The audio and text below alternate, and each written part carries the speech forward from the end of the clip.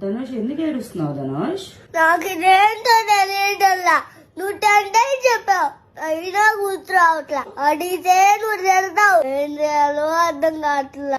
ఏడుపు వస్తుంది. ఇది మాత్రం గుర్తు రావట్లా. అసలు నేను ఇప్పుడు ఏమన్నా అన్నానా నిన్ను ఏడవటానికి?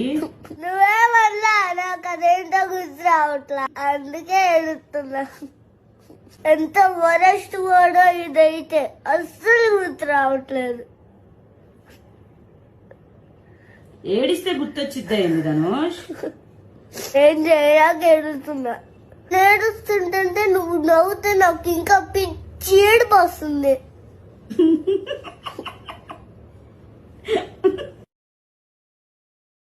ఖడ్గము. గుర్తొచ్చింది ఖడ్గము. వెంటనే నవ్వు వచ్చిందా? నెక్స్ట్ చెప్పు.